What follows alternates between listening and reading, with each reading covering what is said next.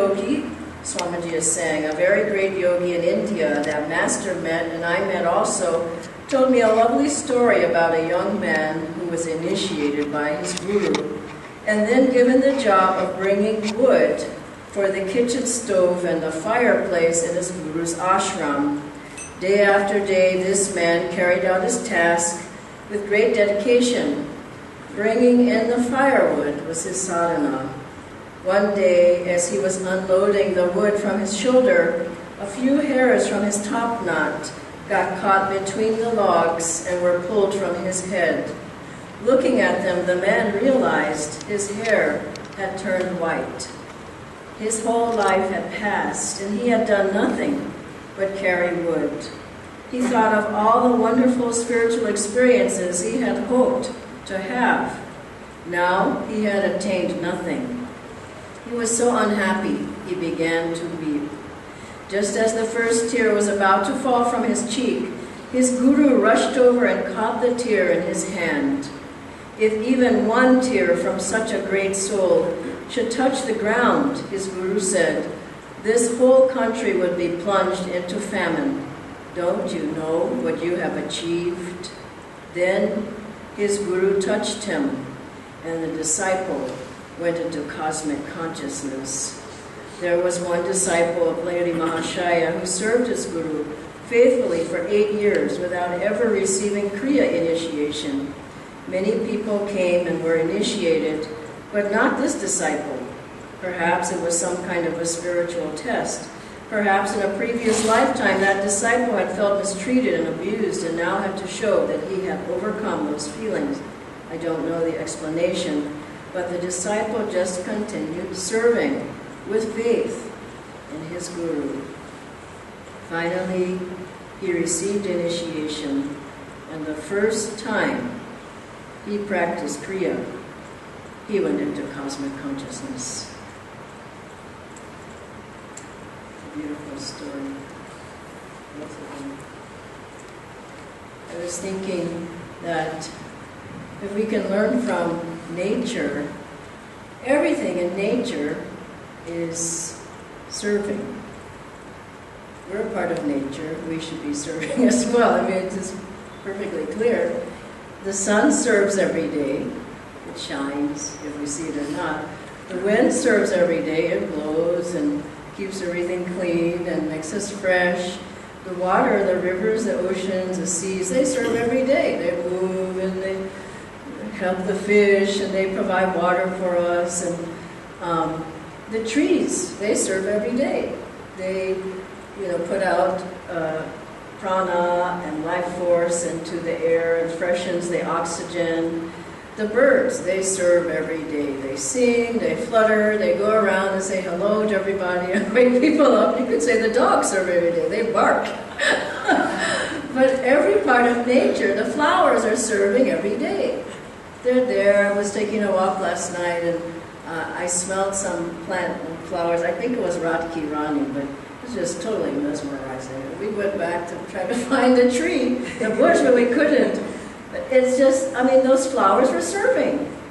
God was serving through them. Smell, relax, enjoy, be uplifted.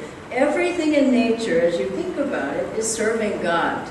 And we are a part of God, and we are here to serve too. And all of the masters have talked a lot about the vital importance of service. And I love this story of Eklavya, that he wanted Dronacharya to be his guru, so he goes and he asks and he says, no, no, no. And Dronacharya has Arjuna, as his greatest disciple. So he refuses Eklavya. So he goes into the forest and he makes an image of Dronacharya and he worships him, he learns from him intuitively what to do in archery. And then after a while he meets him again and he shows Dronacharya all that he's done and now he can do he's better than Arjuna. And Arjuna says, I thought you were teaching me and here's another student. And so he says, how did you learn? He said, I learned from him because I tuned in with you. So anyway, then Dronacharya says, well, you owe me something. Dakshina. you owe? And he says, I'll give anything. He says, I want the thumb of your right hand, wasn't it? It goes. He gives it immediately. He doesn't even think about it. He owed. People come and they take and they want this and that. We have to give back. Look at, I was thinking of Milarepa and how he served his guru faithfully. I mean, he built house after house. His guru, Guru Marpa, he told him, I want you to build this house. I don't really know who the house was for, but he diligently does it. Not thinking about himself, he builds it. Then his guru comes and says, no, that's the wrong place. I want over here. I didn't want over there. So he builds it. No, that's the wrong place. I want over here. No, that's wrong. No. 7 times he had to move a house. That's a lot. 7 times. But he was showing him not to think about it, just keep doing, just keep serving. And he became the greatest yogi, Tibetan yogi, Milarepa, because mainly a lot because of his service. And our guru, master, when he came out of cosmic consciousness the first time with Swami Shruteswarji, master is just, I mean, can you imagine the state of cosmic consciousness? He comes out of that, he looks at his guru, he's standing there. Swami Shruteswarji says, take a broom and let's sweep the balcony. He didn't say, no, let's go into it again. He said, no, come on, let's take a broom and sweep. He was showing him, whatever you receive, you have to give, and also to live a balanced life. And Master said, in his book autobiography, he said in one of those chapters that he didn't want to be a leader, he didn't want to be in charge of anything. He said the leaders always criticize whatever they do it right, they do it wrong, nobody likes them. And he said, I just don't want to do that. He didn't really care so much for organizational work. So his gurus said to him, well, where would you be if others had not sacrificed for you? And Master understood then. And he wrote that beautiful prayer then.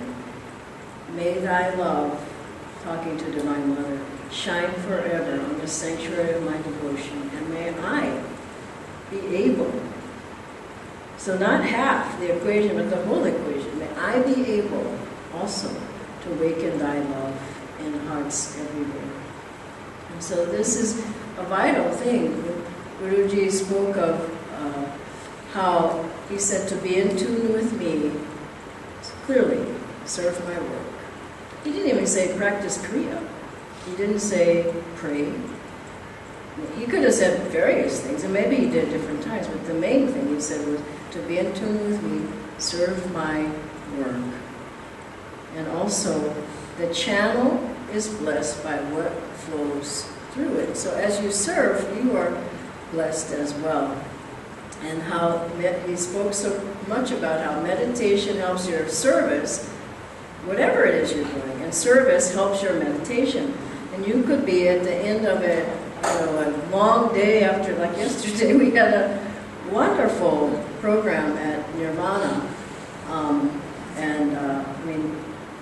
Dipti and Manju and Mickey and Devendra and I see various people here who were there, just serving happily, Jayita, no one is thinking about themselves. After a day like that, I feel in my life, I have my best meditations. Not the day that's just for me. The day is for Master because he's just flowing through you happily. And remember the swimming pool story where Swamiji and some of the monks were digging a hole for the swimming pool. I love what he said. He said, we were chanting, we were so happy to do it for our guru. But except for one person. And the one person, he dug for a little bit and he sat down. I didn't come here to dig holes or whatever.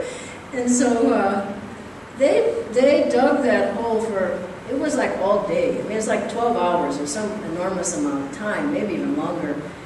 And Swamiji said after they finished, they had more energy and more joy than they had when they began. They didn't go, swimming pool. Except for the one man. He sat it out the whole time.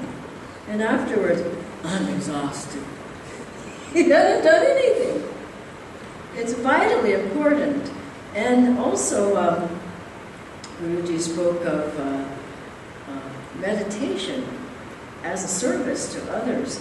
Think of the life of the Buddha, that in this story, The Light of Asia, written by Sir Edwin Arnold, he speaks of when he went into enlightenment, Buddha, that the whole countryside was filled with light, was filled with the vibrations that he had, just from his own consciousness, the whole countryside. And people who had been maybe having an argument, they suddenly found harmony. Someone else who was sad suddenly felt happy. The whole countryside was filled with the vibration. And Master would, one time he was walking by Rajasi Janakananda, his foremost disciple. He was walking with another devotee, another disciple, and Rajasi was, he was in bliss. He was in samadhi, likely. Master told the other disciple, let's not talk here. Let's go quietly. You have no idea what blessings flow from a person who meditates that deeply. And so as we meditate, we should see our meditation as a seva. It's a service. It's not for us, it's for the whole world, it's for mankind, it's for this yuga, it's for our masters, it's for all the people who are suffering and sorrowful. See your meditation, and every day I'm sending out light into the world. As we chant, I love this chant, I awaken thy light. I just feel like it's just going everywhere, the whole community, all phase 2, all the Gurgan, when we have kirtan, when we have the all-night meditations, the whole community is being blessed. We have the Murti of Master there at the ashram, and I was realizing as I walked through the neighborhood, that everybody who drives down that street towards the ashram, the perpendicular street, they see it. As particularly when we have the lights on, and so he's just blessing everybody. So that mandir, their master's Murti, is blessing the whole area. When we do the healing prayers for people, chant Om, it's going out everywhere. When we do Ananda Yoga and show people, the thoughts that people have when we do our practices. I'm seeing some of the yoga teachers here. I am calm, I am poised. That thought goes out into the ether. If you think of someone who's upset and yelling at somebody else, that goes into the ether too. That's certainly putting an effect on people around them, people in their house, people at the job. If you're yelling at people at your job, it's just the energy bad energy that it creates, it stays there. Master, he was with Dr. Lewis once in his house. He was walking up the stairs with him, and he stopped at a certain point on the landing. He said, there was a disagreement at this point with your mother. And it had happened long ago. And Master said, that's still here. So, and this is why we go to shrines and pilgrimage places, because the vibrations are still there. So good or bad, the vibrations are going to be there. So as you go about your life, whatever you're doing, you're putting that vibration around you in your home, in your car, in your work, in your children. And I love little Fateh. Am I saying the name right? Yeah. What a sweet child. This is Daljit's grandson. And he was just born a little while ago, but he's sleeping on part of Swamiji's bed sheets. It's he's absorbing some wonderful vibrations. So it's very important, whatever we're doing, chanting, praying, meditating. Our Bhagavad Gita class, I was thinking of that. Even if it's me and one other person, I don't care. It's just the thoughts in that holy scripture going out. You think, what are most people doing at 6:15 or 6:30? Either in the traffic, wanting to be home, or mad because of the day or whatever. The other ones are in front of the television, and what's the show on tonight? You know. They are. But we're studying the scriptures. And the thought patterns are just going out, and we have some pretty deep discussions and fun ones. I invite you all to come, but just going on to the neighborhood. And so whatever it is that we're doing is blessing people. And I was thinking of the great souls, the great saints who dedicated their lives to service. Think of Mother Teresa. That's all she did, was serve, serve, serve. She didn't think of herself. Gandhiji. And many of them became martyrs. They were martyred because they didn't do what they did to have a name, to become famous, to be known, to be honored. They did it because they wanted to serve. Gandhiji wanted to serve. And he served his whole life, until he was assassinated. I was thinking of Master he served until he couldn't. He had his last moments. He was giving a talk. He just kept going until he couldn't go any further. Till it was time for him to leave his body. And let's face it, he stopped his heart and he went beyond. He went. He didn't passively go.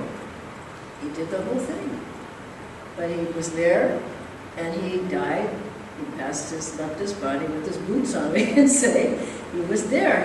All the way through, Swamiji, all the way through to the last. Serve, serve, serve, I want to give, I want to give. And I remember many times when Swamiji couldn't hardly get up out of a chair. Those last years, many times over the past 10 years. And this time Jaya told me about, you all will remember maybe two times, the second to the last time when Swamiji came, he was feeling very ill. And I think he may have called at one point, but he sent an email asking, this was like the day before he was supposed to fly or something, and he said, I just don't think I can make it. And then he asked Jaya, he said, well, can you all carry on without me? I just don't think I can come. Can you do the talk and whatever it was? And of course, everyone said, yes, Swamiji, we can do it. He says, well, how do you think it will be if I don't come? And we both said, well, it's okay, but we can take care of it. We're affirming, we can do it. And the email back from Swamiji came immediately. He says, I'm coming. He just was there and he said, I'm coming. And he came, his body wasn't well, he was in the hospital. You all saw many times he could barely get up on the stage, but he just kept, he said, I'm going to do it. And he would still sing. He didn't care how the voice sounded. He says, I'm going to sing. And you have to love that spirit, that he did it for us. He did it for the world. He did it for the gurus. He did it for all the people. I was thinking, he spent his last 10 years here in India. And he came at the age of 78. He came for everybody here. At that age, most people were saying, I, me, mine. And, paying the hospital bills. Swamiji said, no, my guru wants me to go there. And so he lived an exemplary life that way. Master did too. And even if you look at the point of the others, like musicians, great musician, not the ones, that are this music of today, but think of Handel and the Messiah. He gave that. He didn't want to become famous. He wanted to give it. He gave that vibration. He felt it inside, and when Swamiji wrote the oratorio, Christ Lives, he went to the Holy Land. He felt so deeply inside that he had to share it. And this is what happened with many of the great musicians. They hear music all the time. They had to share it. They wanted to share it. They didn't want to make a name. And same with the scientists. I was thinking of George Washington Carver. I won't go into his story, but you must know about him. It's fabulous. What a great soul. But he had one thing he could make. He was a southern black man. He had worked his way up. He was very simple. And first he asked God, well, what is the secret of the universe? And he didn't really get a reply. And then he asked again, and he heard from Divine Mother, well, that's too big of a question for you. Ask something smaller. And so he asked something else, and he said, well, what, I think he asked next, well, what's the secret of my being here? And he says, that's still too big. Ask something smaller. So then he said, well, what's the secret of the peanut? Because he was a scientist, and he wanted to help people. And I think people read these stories about people and say, well, they wanted to be famous. He didn't want to be famous. No, he was a very humble, slight man. And he had, there was a lot of racial prejudice around him, but he worked his way up. So he took the peanut, and he just kept thinking of, what else can I offer to people? Okay, peanut butter. Okay, face cream. Okay, massage oil. Anything that has to do with the peanut, really, it stems from George Washington Carver. And he made oils and all kinds. He made 300 things from a peanut because he wanted to serve. Isn't that interesting? He just said, what else do I need? What else can I give people? What else can I do for people? And he was an old man when he was doing those things. But the divine flowed through him because he was open and he wanted to help other people. And so even I was thinking just the basics of our life. Whoever, think of the telephone. What would we do without a telephone? Bell wanted to help people. Ford with the car, he said, I thought of the common man, he had to walk everywhere. I wanted to make a car that everybody could afford. So at first he had this other kind of car. Then he said, and I just kept thinking, how can I make a car that everybody can use and afford? So he was thinking of how to serve. These are the things that I'd love to think of that. He gave his life for that. And, even you think of the cell phone and the computer and all the gadgets we have, the microphone, the video camera. I mean, somebody wanted to serve. They didn't want to make $1 million, I don't think. My sister has she made this little invention, and it's for when you go shopping, for the basket, the cart, so that your foods aren't just sort of jumbled. And everybody in America has a big cart, big, and you're going down the aisles. And so she made an organizer. It's plastic, you can fold it up easily, and you just put it in there, and it has, cat sections. So you can put your fruits here, you can put your bread here, you can put your cheese here. It's a wonderful thing. My sister doesn't want to become famous. She just thought, this is needed. How come nobody's thought of this before? So, it's a wonderful thing. And when we think of the spiritual path, the services, if you're not serving, there's going to be problems there. And I remember 2 people came to Ananda village, just totally different from each other. Because service helps you to be more expansive, to be energetic, to be happy. I got a Facebook page, and it's not for me, but it has my name on it. But I'm having so much fun because I'm getting all the pictures from, the history of Ananda, Indian Ananda Gargan. I put up, 20 albums every night. It's just getting off of my computer and into people's lives. And if you get on, you probably see your pictures out there, most everybody here. Whether you're there, Kanta, Samakshi, you're there, someone's there, just about you all, just about everybody's there. But I just feel so happy because I'm able to share it. Otherwise, just sitting on the computer, well, who's that? I don't know, that was 50 years ago. It's like people need to share what they have. And anyway, that was fun. So, but I was getting back to those 2 people. But serving expands you, it makes you happy. So one man who lived at Ananda village, he came and he said, it was the early days, he says, I'm not going to ever do anything but meditate. I am a meditator, and that's why I'm here. He's announced that to everybody. So that's what he did, meditated. No one ever saw him. He never came to any of the functions where we were all, doing whatever. And at Ananda village, and around Ananda, we have what we call Rajasi Day. Rajasi Janakananda, the millionaire, and had so much energy. We dedicate a day every year to Rajasi. meaning everybody puts their things down, their work, and everybody comes together and we work, serve together on Ananda village projects. What fun! All day, you know, whatever, digging up weeds or planting flowers or painting, and you have to realize in America, nobody cares who you are, everybody's down there, you know. And I remember one time I was at Jyotish and Devi's house. Last year I had dinner with them, and Devi made the dinner, you know, I was sitting on the couch there, and I said, well, can I help? No, we never see you, just sit down and talk. And so, and so I was sitting there talking. She was so happy just to make the dinner. We don't have servants in America unless you're really, really, really rich. So she was making the dinner. And then, you know, we had the dinner, and then afterwards there were the dishes. I'm rushing over to the sink, and Joe just said, no, sit down. We never see you. Just sit down and talk to us. And he said, my job is the dishes. Now, I want you to know, because there's nobody coming in who's doing the dishes. It's the people who live there, whoever it is. And he did not allow me. He was just talk to us, tell us what's happening in India. He's washing the dishes. This is the right spirit. Just whatever it is, just jump in there and help. And so this man never did anything. And the other man came, and he told me he came because his wife came. He said, I'm only bringing my wife, and, you know, basically, don't bother me.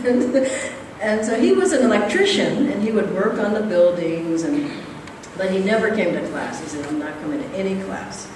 I said, I won't bother you. And so, so he kept coming with his wife, and every time my wife didn't say, every time, at least 2 years, he kept coming. I noticed he started looking a little different, but I didn't say anything to him. But one time he shows up, and he finds me, and he says, Siana, he's sort of sheepish, and he says, today is my discipleship day. I said, what? I thought you was coming for your wife. You know, he was working on the buildings, his, you know, electrical skills. He says, no, now this is my path now. Now how did it get to be his path? He never came to one class. He was serving. So he got open. And then Master came in and changed the man's heart. And the wife was she was ecstatic. What a beautiful story.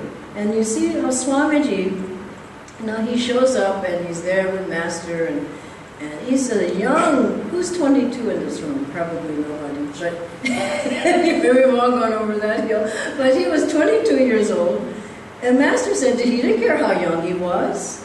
He didn't care how new he was. He didn't care how inexperienced he was. He says, you do these jobs.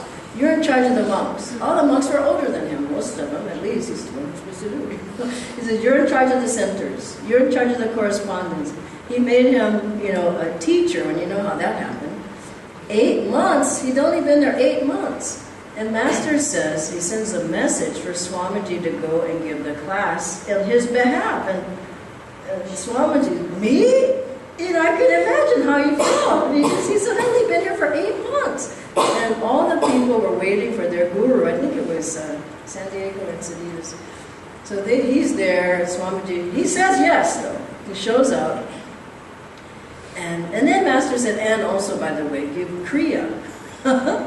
He only got Kriya himself. I mean, he'd only been on the path for 8, 9 months. And give Kriya afterwards to somebody. So he said, Kriya?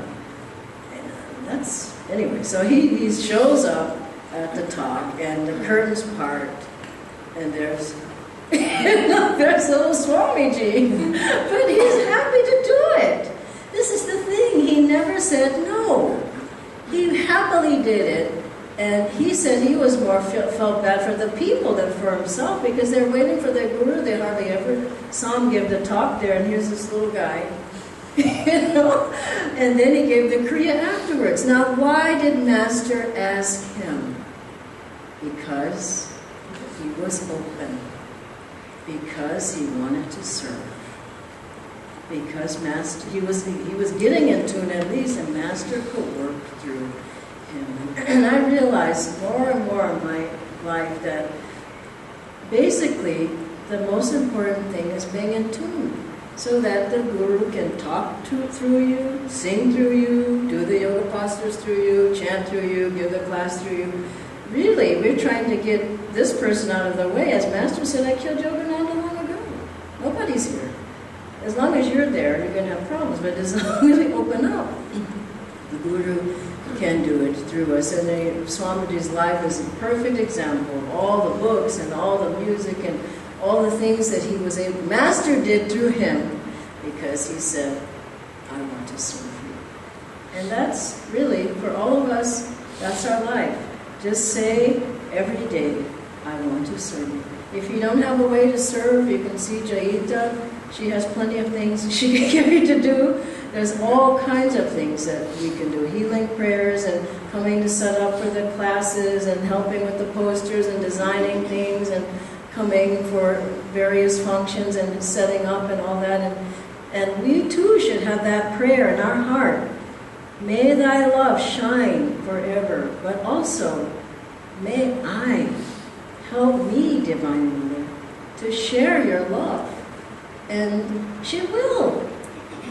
If we always think, I, me, mine, what's our mind meditation, it will never, ever work. And I've been on this path long enough to tell it to you. I tried it. It doesn't work. And Swamiji just always had people, anybody came in the room, you do this, okay, you do that, you're just throwing like balls to people, just to keep the person busy. Because if you're busy for God, then once you stop to meditate, God is still there. If you're busy for self is still there. So whatever you do, wherever you are, at your job, just be thinking, this is for Guruji. What do you want me to do? How can I do it better? How can I serve the people better? How can I talk to them better? How can I be in my spine? How can I be happier? You know, being happy is a service to people. Grumpy people are a disservice to life and everybody around them. Moody people are disservice. Now everybody wants to know, rah, rah. But for the most part, try to be happy. Try to be cheerful. And you will find that everything works better in your life because you opened yourself as a service to God, to Guru, to everybody, to mankind. And your family and everybody will be blessed. I never see my family. I go once a year, as you know, and I'm going in May. And I mean, they're sacrificing. I haven't lived there since I was 17, but it's still a sacrifice because, you know, I was nearly the oldest child, and my mother was relying on me. But I said, I gotta go serve my Guru. I have to do it. And I left at 17. I went to college, and then at 21, I went up to Ananda. And from then on, Master became my father and my mother. Swamiji, my father and my mother. And I often, you know, I wonder, well, what's going to happen to my biological family? They've been blessed 1 billion times over. I remember a Guru reader said, I said, will I ever spend time with my mother? You know, she's getting elderly. He says, no, you won't. But what you are doing is blessing her more than you can ever imagine. You see, so what we're doing is blessing our family, our husband, our wife, our children. That flow is going, Master said 7 generations, front and back, will be deeply blessed by one who gives their life to God. And that's our love. We've given it over to Divine Mother, to the Masters. Let them serve through us and serve their children everywhere. God bless you all.